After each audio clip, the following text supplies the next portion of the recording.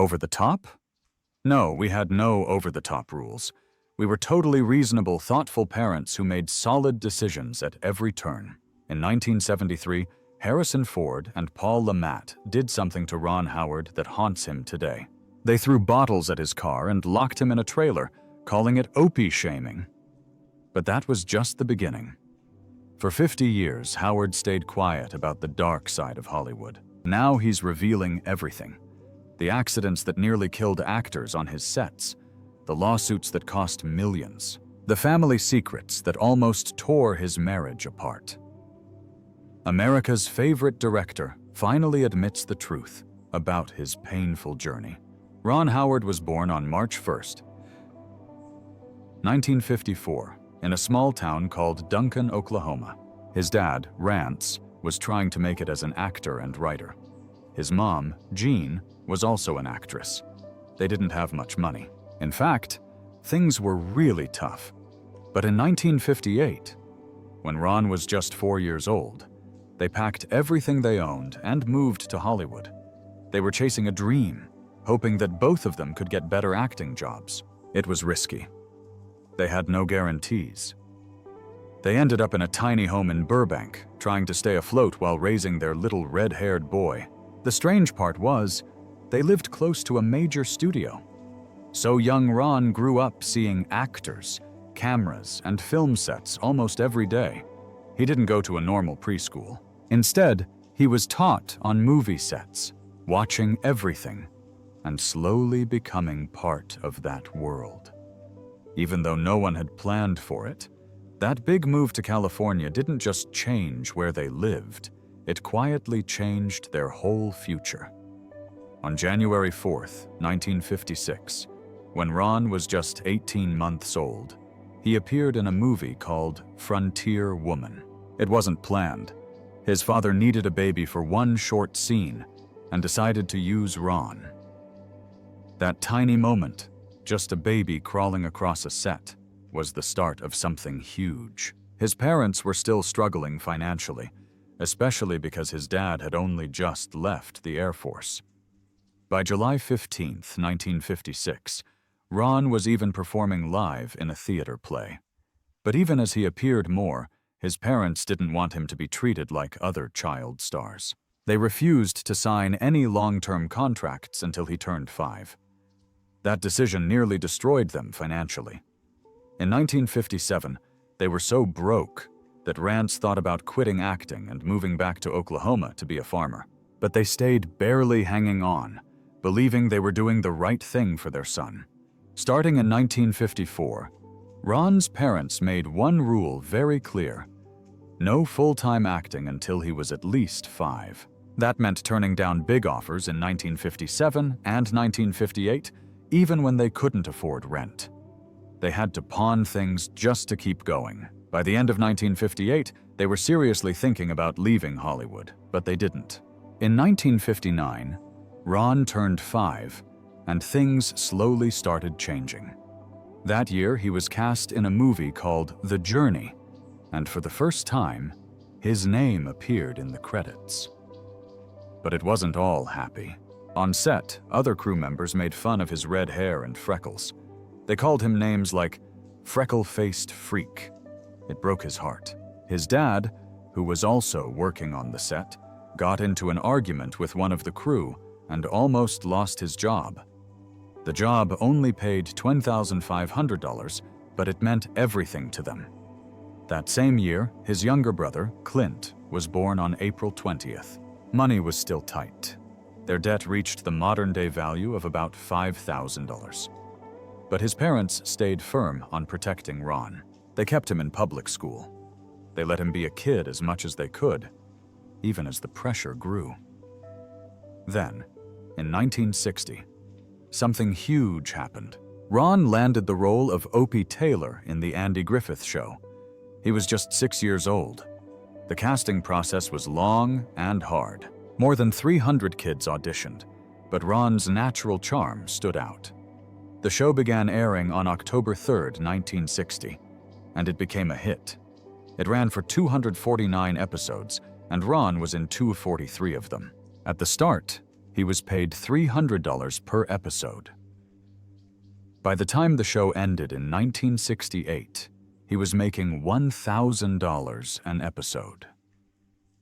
But with that success came a lot of pressure. He was still only a child, yet he had to memorize lines, show up on time, and perform perfectly. There was no live audience, so every joke and scene had to be delivered with exact timing. It wasn't easy, but he learned fast. The show felt like it took place in a simpler time, and Ron's character made people feel safe and warm. That's why viewers loved him. But behind the scenes, he was growing up fast. Ron and Andy Griffith, the star of the show, became very close. Andy was more than just a co-star. He acted like a mentor. He would explain scenes to Ron and tell him stories between takes. Their bond started when Ron was just 6, and it grew stronger over time. But things weren't always calm.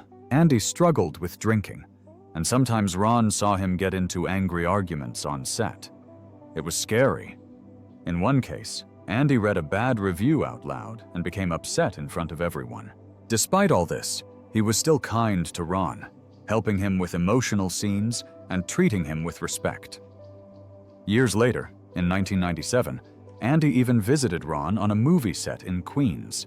They didn't find out until after Andy died in 2012 that they were actually distant cousins. It was a shocking and sweet discovery that made their long bond feel even more special. In 1962, during a scene on a lake, 8-year-old Ron nearly drowned. They were filming a fishing scene on a small boat when something went wrong. The boat tipped, and Ron fell into the water. Andy Griffith saw it happen and jumped in without a second thought. He pulled Ron out. The producers didn't want anyone to know because it could damage the show's reputation. So it stayed quiet. But Ron never forgot it. There were no safety rules back then. Kids could work long hours, and accidents weren't uncommon. That near drowning left a mark on Ron. And years later, when he started directing films, he made sure every set had safety plans in place. By 1968, when the Andy Griffith Show ended, Ron was 14. But instead of getting more roles, he got rejected. Over 50 auditions in 1968 and 1969 went nowhere. Everyone still saw him as Opie. He felt trapped. He told his parents he wanted to quit. He took small roles like Gentle Ben in 1969 for just $500 per episode, far less than what he used to earn. In 1970, he lost the lead in The Wild Country. Things kept getting worse. He joined the Smith family in 1971, earning $8,000 for 39 episodes. But the show flopped. All this rejection gave him anxiety, which he hid from others. At the same time, he was playing basketball in high school, averaging 12 points per game in 1972. He tried to live a normal teen life, but inside, he felt stuck. In 1973, things changed again. Ron was 19 and got cast in American Graffiti. It was directed by George Lucas. Filming started in June in California. On the outside, it looked exciting, but behind the scenes, things were rough. Co-stars Harrison Ford and Paul LaMatte bullied him. On July 15th, they threw beer bottles near his car and yelled at him to "Dance, Opie, dance." They locked him in a trailer on July 20th, making him miss rehearsals. They even spiked his drinks. All of it was because he had been a child star, and they didn't respect that. Ron stayed quiet. He later called it his only moment of Opie shaming. Despite everything, he made it through and earned $10,000. Years later, Ford apologized, but the pain stuck with him. Back in 1970, Ron had met Cheryl Alley in high school. Their first date was on November 1st, and by December, a rumor spread that Cheryl was pregnant. They were just 16. The gossip exploded. In January 1971, Ron denied it in the school newspaper. In February, tabloids picked it up. He lost a TV guest role worth $2,000 because of it. Cheryl was devastated, but they stayed together. Ron proposed 3 times. She finally said yes in October 1974. They got married on June 7, 1975. They've now been together for 50 years. Ron often calls her his good luck charm. Money was still a problem after Andy Griffith. In January 1971, Ron started delivering newspapers. He made $150 a month and delivered 200 papers before school each day. He needed money to take Cheryl out, but on April 5, 1971, he was rear-ended by a truck while driving to an audition. He got whiplash and had to delay his next role. Medical bills hit $3,000. He didn't have insurance. He even sold his bike for $200. The pain stayed for years and affected how he moved during later film scenes. Even after American Graffiti became a massive hit in 1973, Ron didn't make what he deserved. The film made $115 million in the US on a tiny $777,000 budget. But Ron only got a flat $10,000, no share of the profits. He asked George Lucas for 1%, worth over $1 million. Lucas said no. It hurt their friendship. Ron had to take a job on Happy Days in 1974 for $1,000 per episode just to have steady income. That show helped his career again and led him to directing. Back in January 1974, Ron Howard was just 19 when he started playing Richie Cunningham on a brand new TV show called Happy Days. The very first episode aired on January 15th and pulled in 11 million viewers. At first, the show focused on Richie's teenage life in 1950s Milwaukee, but by 1976, everything started to change. Fonzie, played by Henry Winkler, became the breakout star. Suddenly, ratings exploded. The show jumped to #1, reaching 31 million viewers every single week. That same year, ABC executives came up with a plan. They wanted to rename the show Fonzie's Happy Days to cash in on Fonzie's rising fame. In 1976 alone, Fonzie merchandise made over $1 million, but Ron Howard wasn't okay with it. He had been the star since the beginning, and now he was being pushed to the side. In November 1976, he gave the producers an ultimatum. If they changed the title, he would quit.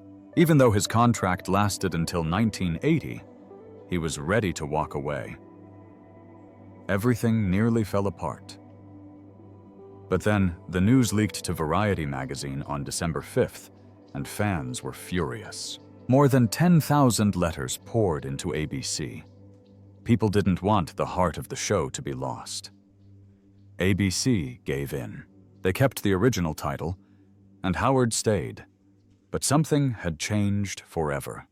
By 1977, the show was making $50 million a year. Yet Howard was earning only $25,000 per episode, while Winkler was pulling in $75,000. Howard later said in a 1980 interview that this moment was a turning point. It pushed him to think more about directing. Things on set weren't peaceful either. Around 1976 and 1977, when the show was at its peak, the cast started fighting over money and screen time. Anson Williams, who played Patsy, was making $12,000 per episode. That was half of what Ron Howard earned. He was frustrated and jealous. On November 16, 1976, during the episode called The Muckrakers, Williams reportedly stormed off the set. Gary Marshall, the show's creator, had rewritten a scene to favor Howard. Some thought it was favoritism. There were rumors of a physical fight, but nothing was ever proven. ABC tried to keep it quiet to protect their $50 million machine. Years later, in 2012, things got even messier. Williams and other cast members sued CBS for $10 million in unpaid royalties. They claimed they never got their share from all the merchandise. Just in 1976, over 5 million Happy Days lunchboxes were sold. The case was settled on April 4, 2012. Each of them received only $65,000. Williams said he never even made $100,000 a year, while the studios made millions. Howard wasn't part of the lawsuit, But in a 2025 interview, he admitted those moments almost ruined friendships. While still acting on Happy Days, Howard quietly made his first short film in early 1975. It was called Deed of Daring Do, just 10 minutes long. He shot it during a 2-week break in March, using only $2,000. Even Henry Winkler made a cameo. The film premiered at a small festival on June 15, 1975. There were rumors someone accused him of plagiarism, but nothing was ever proven. Back then, copyright laws were unclear. In fact, a fanfic lawsuit in 1976 forced other creators to settle for up to $5,000. But nothing tied to Howard. What really shook him was when producer Roger Corman asked for reshoots on April 20, 1975. It cost him an extra $500, almost wiping out his budget. The film later won a small prize at the Atlanta Film Festival on September 10th. This little project pushed him to direct Grand Theft Auto in 1977. That movie cost only $600,000, but made $15 million. Howard married his high school sweetheart, Cheryl Alley, on June 7, 1975. The wedding in Burbank cost just $800. About 300 guests came. And Henry Winkler was the best man. Cheryl's father paid for it.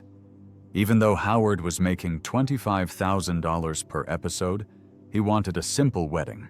They took a quiet 2-week honeymoon in Hawaii, starting June 8, 1975.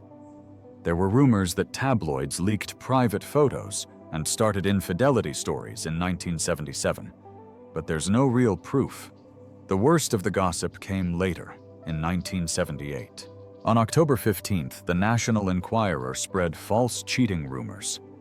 Howard called it humiliating. In a 2025 interview, he said their 50th anniversary gift was a kissing chair, reminding them of young love. By July 1980, Ron Howard made a bold move. He left Happy Days. The show still had 20 million weekly viewers, but Howard wanted more. He asked ABC if he could direct TV movies. They refused and offered him $100,000 for 3 more years. He said no. On July 20th, 1980, he signed with NBC for $1 million. That new deal gave him full creative control. He left Happy Days just before Season 8 began on September 9th, 1980. Fans were shocked. By August, 15,000 letters flooded ABC, begging him to return.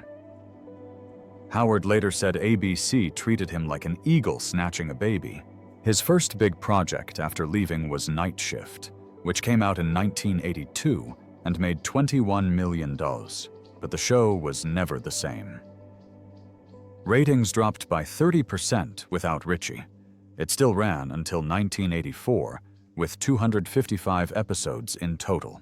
In 1977, just 23 years old, Howard directed Grand Theft Auto.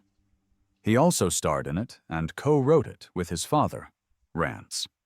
It was released on June 16th and became a surprise hit, making $15 million. But during filming, a car stunt went terribly wrong.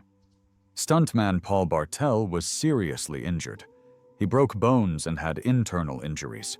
Howard was terrified his directing career would end before it began. He settled the lawsuit quietly in 1978.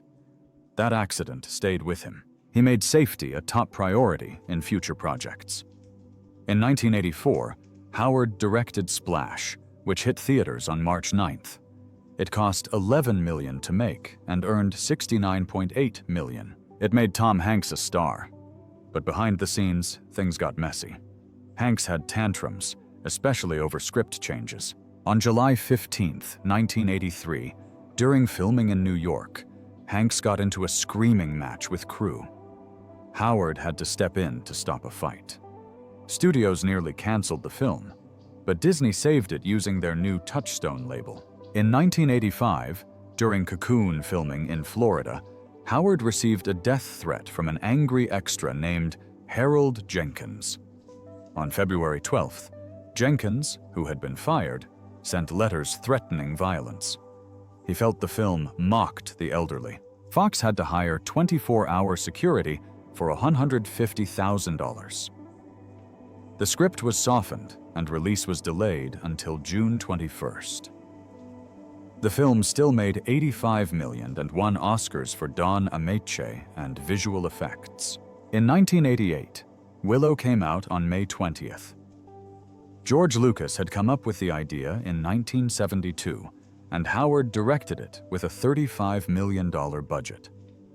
It made $137.6 million globally, but still lost $20 million due to massive marketing and lukewarm reviews.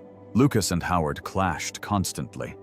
In June 1987, they argued over $5 million in cuts. Howard nearly quit. Home video later helped it break even. In 1989, Howard released Parenthood on August's End. It was inspired by a chaotic trip to Australia with his 4-year-old daughter, who threw up sushi on him mid-flight. The film cost $20 million and made $126 million. But in May 1989, writer Elena Vasquez sued Howard, claiming he stole her script. He paid $500,000 to settle in June. The case almost stopped the film's release. In 1991, Howard directed Backdraft, a firefighter drama. On July 23, 1990, a stunt went wrong.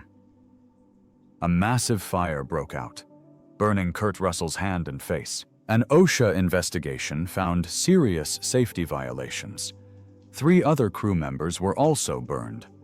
Howard later said they never knew when the fire would turn on them. Still, the movie earned $152 million and got an Oscar nomination for visual effects. In 1995, Apollo 13 came out on June 30th. It made $355 million worldwide, but filming was rough. Tom Hanks demanded accuracy down to exact NASA transcripts. On October 12, 1994, he insisted on script rewrites. By October 15th, the entire production shut down, costing $2 million. Howard threatened to quit on October 18th. NASA staff had to mediate. The film later won Oscars for editing and sound in 1996. In 1996, Ransom came out on November 8th, making $309 million. But while filming in early 1996, Howard received chilling threats that mirrored the movie. On February 14th, someone sent letters threatening his kids. The FBI got involved. Tapped phones and shady cars were found near his house. The family had to relocate on March 5th. No arrests were made, but the suspects fled California in April. Howard later said this made the movie his most personal work. In 2000, The Grinch came out on November 17th, starring Jim Carrey. It made $345 million, but the filming was brutal. Carrey had to sit through 2.5 hours of makeup every day. On March 22nd, he snapped. He got into a fight with Howard and even shoved him. Filming stopped for a day. Carrey later promised better behavior by April. It paid off when the film won an Oscar for makeup in 2001. In 2001, Howard released A Beautiful Mind on December 21st. It told the story of John Nash and his battle with schizophrenia. It made $313 million and won Best Picture and Best Director at the Oscars on March 24, 2002, but the set was tense. Russell Crowe had violent outbursts. He once threw a phone at a hotel clerk on June 10th. On April 13th, Howard even fired him, but just 2 days later, he hired him back to avoid losing $500,000 a day. Jennifer Connelly, who played Nash's wife, said Howard held everything together through the chaos.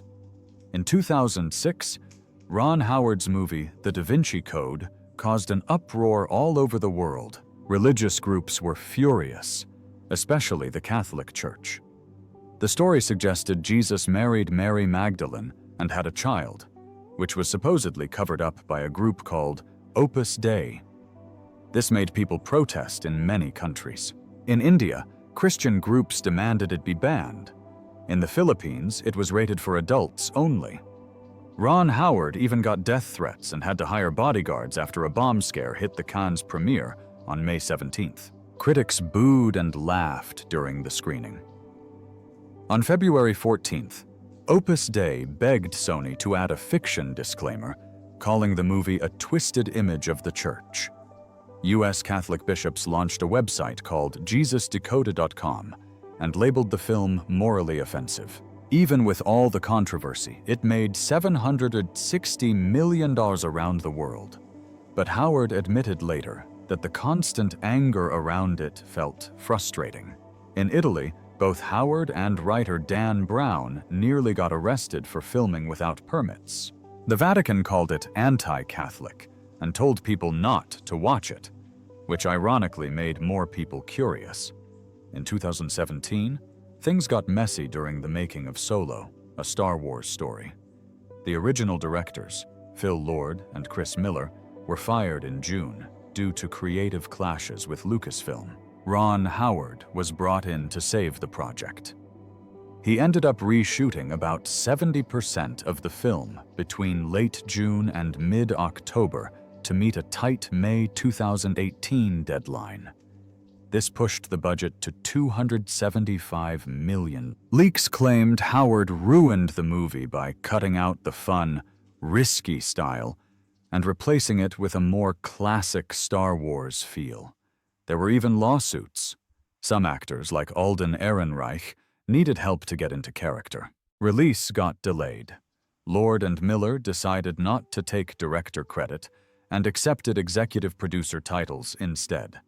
Fans weren't happy and even started petitions against Howard.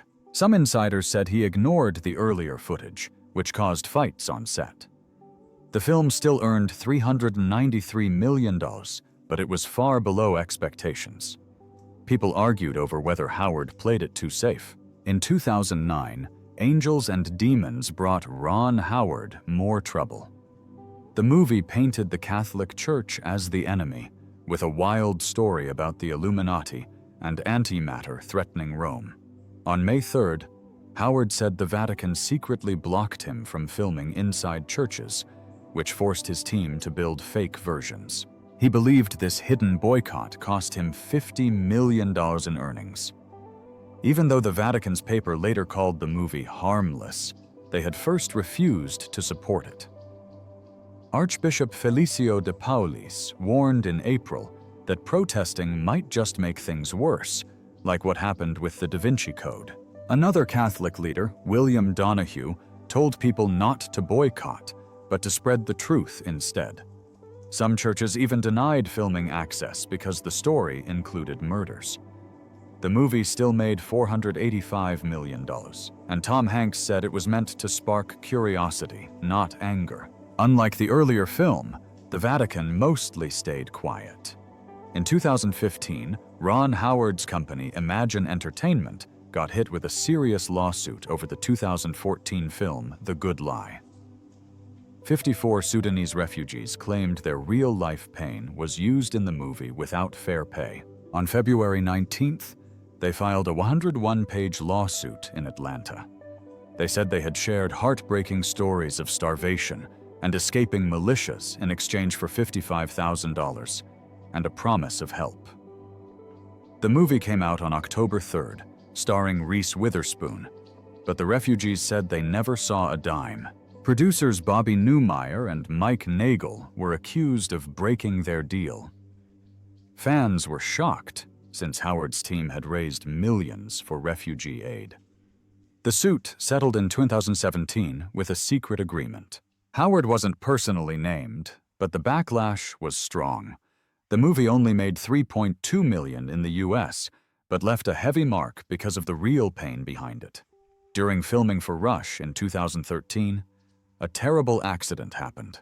The film was about a real Formula One rivalry in 1976, and during a scene where Niki Lauda's fiery crash was recreated, a stunt driver named David Crowder got hurt. On August 1st, while shooting the fiery wreck at Nürburgring, a suspension failed and the car crashed. It was eerily similar to the real event. Crowder sued, saying safety was ignored. In 2014, the case ended in a settlement. Things got worse when Sean Edwards, the son of the film's stunt coordinator, died in a crash just 18 days after the movie's release on September 27th. Howard got subpoenaed and faced tough questions about cutting corners with the $38 million budget. Rush made $90 million, but many said it glorified danger too much, especially since real crash footage of Lauda's injuries was used. In August 2025 for Five, Ron's daughter, Bryce Dallas Howard, faced the Nepo baby debate head-on. Born on March 2, 1981, she spoke on a podcast called Happy, Sad, Confused, saying she was fully aware of her Hollywood privilege. Her dad, Ron, her uncle Clint, born 1959, her grandfather, Rance, 1928 to 2017, and her grandma, Jean, 1927 to 2000, were all in the business. Bryce admitted doors opened easily for her, but she also stressed how hard she worked. Fans online had mixed feelings. Some praised her honesty, while others questioned if Ron had helped her get roles. Ron never publicly said he gave her jobs, but Bryce kept repeating that family privilege played a big role. In 2025, BuzzFeed praised her openness, especially compared to other stars who deny any advantage. One surprising detail was that her godfather is Henry Winkler. By then, she had directed several films and starred in Jurassic World, which earned over $1.6 billion in 2015. Ron's father, Rance Howard, passed away on November 25, 2017, at age 89. He had heart failure after suffering from West Nile virus. Born Harold Beckenholt on November 17, 1928, Rance started acting in 1949 and had roles in over 140 films and 177 TV shows. His sons Ron and Clint wrote a loving tribute in People, saying Rance's love for acting changed their family forever. He appeared in movies like Chinatown and Nebraska. There were rumors about a fight between Clint and Ron over the will, but no solid proof ever showed up. Instead, everything pointed to a strong bond between the brothers. Ron even tweeted how lucky he felt to have Clint as his brother. The two worked on many projects together, including Grand Theft Auto in 1977. One emotional fact: Rance kept acting until the very end. He finished a role just 36 hours before he died. Ron and Cheryl Howard celebrated 50 years of marriage on June 7, 2025. They first met in high school at John Burroughs High in Burbank, California. Their very first date was on November 1, 1970. They watched It's a Mad, Mad, Mad, Mad World and had pizza. On Instagram, Ron shared how thankful he was for the ups and downs they had faced together. They raised 4 kids: Bryce, born in 1981, twins Paige and Jocelyn in 1985, and Reed in 1987, and had 6 grandkids by 2025. There were whispers of a near divorce in the 1980s due to Ron's work obsession, but no recent interview confirmed it. Instead, they seemed stronger than ever. In 2020, Ron said there was never anyone else for him.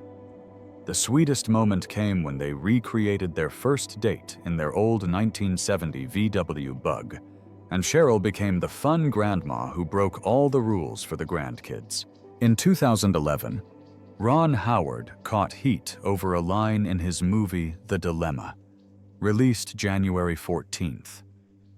Vince Vaughn's character made a joke saying electric cars were gay, not in the homosexual sense, but in a lame way.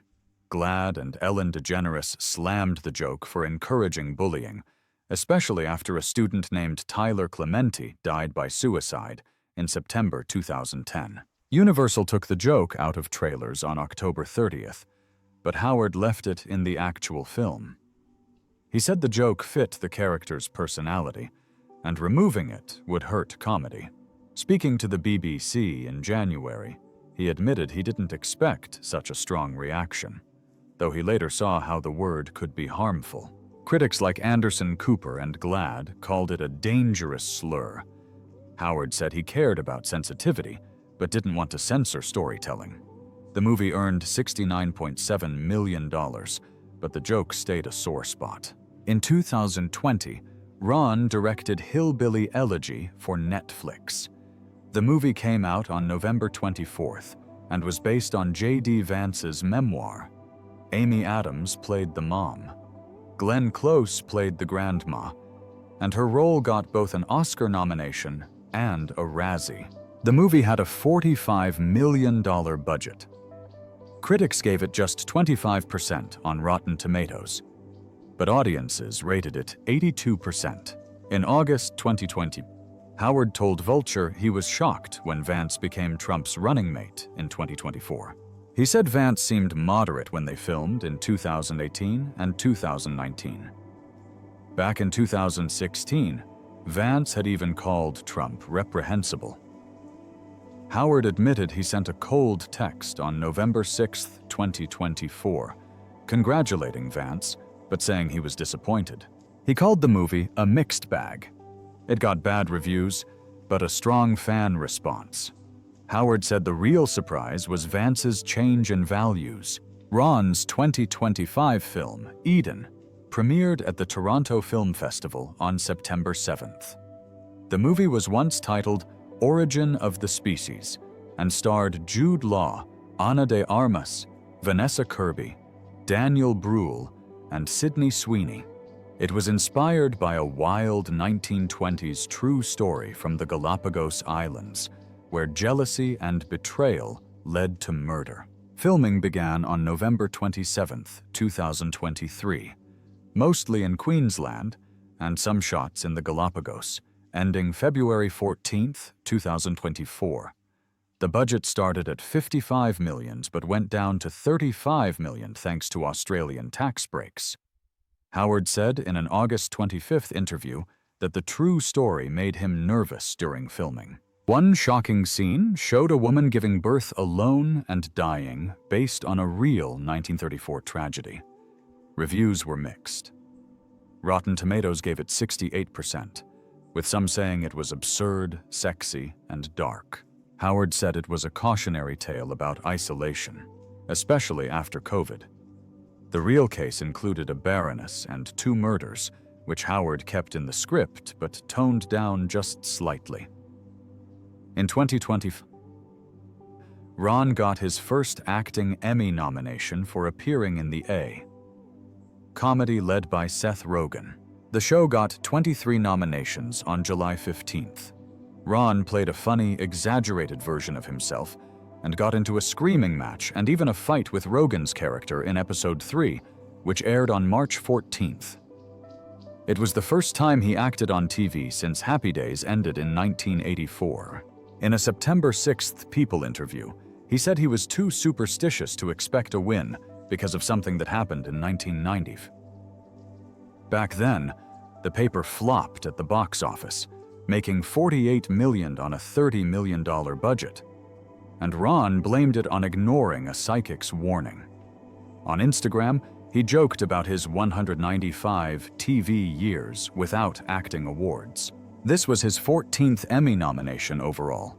He'd already won 3 as a producer.